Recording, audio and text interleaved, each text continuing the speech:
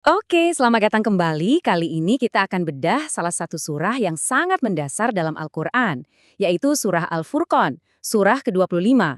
Nah, nama surah ini sendiri, Al-Furqan, punya arti yang dalam banget, sang pembeda.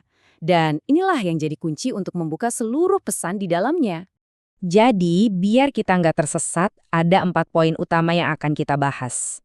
Pertama, kita akan lihat fondasinya, yaitu apa itu kriteria kebenaran. Lalu, kita masuk ke konfliknya, yaitu keberatan kaum kafir. Selanjutnya, kita akan lihat jawabannya melalui tanda kekuasaan ilahi. Dan terakhir, kita akan lihat hasilnya, yaitu sosok ideal, hamba-hamba yang maha pengasih.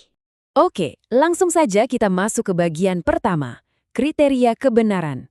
Untuk bisa benar-benar meresapi surah ini, kita harus mulai dari akarnya, yaitu makna di balik nama Al-Furqan itu sendiri. Nah, apa sih sebenarnya Al-Furqan itu? Gampangnya, ini seperti sebuah filter atau standar. Sesuatu yang membantu kita memisahkan mana yang benar dan mana yang palsu, mana yang hak dan mana yang batil.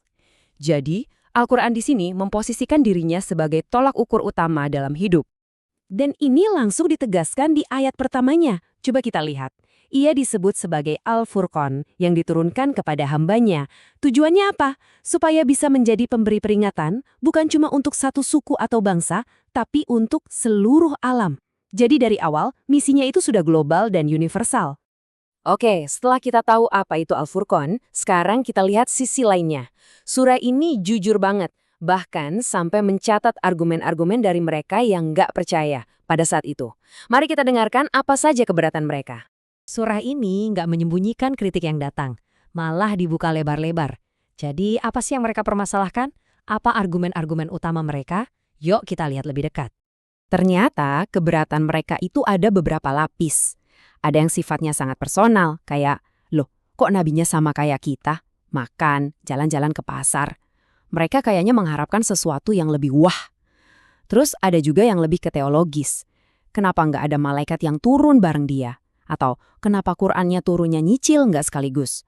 Sampai-sampai ada yang menuduh kalau isinya ini cuma cerita-cerita lama yang diulang. Nah, bagaimana surah ini menjawab semua itu? Disinilah letak keunikannya. Jawabannya bukan dengan debat kusir kata lawan kata, tapi dengan mengajak kita membuka mata dan melihat bukti-bukti nyata yang ada di sekeliling kita. Coba deh, lihat perbandingan yang tajam ini. Di satu sisi, ada Sang Pencipta, yang menciptakan langit dan bumi, yang mengatur segalanya, yang punya kuasa penuh. Di sisi lain, ada berhala-berhala yang digambarkan tidak bisa menciptakan apapun, malah diciptakan, dan bahkan nggak bisa menolong dirinya sendiri. Kontrasnya jelas banget kan? Ini adalah argumen logika yang sangat kuat. Dan buktinya nggak perlu dicari jauh-jauh. Surah ini ngajak kita lihat hal-hal yang mungkin kita anggap sepele. Gerak bayangan, pergantian siang dan malam yang jadi ritme hidup kita, sampai air hujan yang bisa bikin tanah kering jadi subur lagi. Semua ini kan bukan kebetulan, ada sebuah sistem yang luar biasa di baliknya. Salah satu contoh yang paling sering dikutip adalah ayat ini, tentang dua lautan yang bertemu tapi nggak saling bercampur. Fenomena alam yang luar biasa ini dipakai sebagai bukti nyata kekuasaan Tuhan untuk menciptakan keteraturan dan batasan, bahkan di tempat yang tak terlihat oleh mata telanjang. Keren banget ya? Bukan cuma dari alam, surah ini juga mengambil pelajaran dari sejarah. Kisah-kisah kaum Nuh, Ad, dan Tamud itu disajikan layaknya studi kasus. Ini loh contoh nyata apa yang terjadi kalau sebuah kaum menolak kebenaran. Jadi buktinya lengkap dari alam semesta dan dari catatan sejarah manusia. Oke, setelah perdebatan panjang tentang bukti dan sanggahan, sekarang surah ini membawa kita ke puncaknya. Jadi, kalau kita menerima sang pembeda ini, terus gimana? Kita jadi orang yang seperti apa? Nah, inilah gambaran ibadur rahman atau hamba-hamba yang maha pengasih.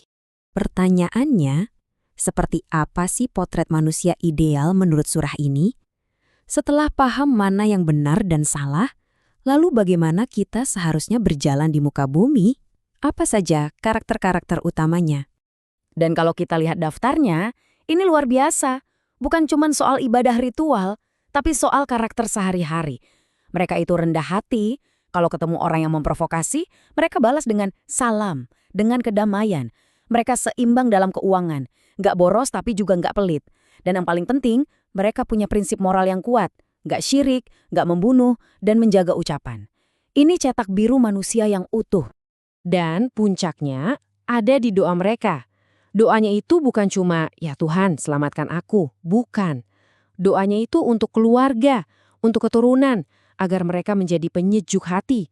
Bahkan mereka minta dijadikan pemimpin bagi orang-orang yang bertakwa. Visinya itu jauh ke depan, bukan cuma untuk diri sendiri, tapi untuk membangun komunitas yang lebih baik. Nah, bahasan kita sampai di sini. Dan surah ini meninggalkan kita dengan satu pertanyaan besar untuk direnungkan. Dulu, Al-Furqan membedakan wahyu dari dongeng. Kalau sekarang, di tengah lautan informasi, hoaks, dan opini, apa artinya membedakan kebenaran dari kepalsuan bagi kita? Pertanyaan ini, saya rasa, akan selalu relevan.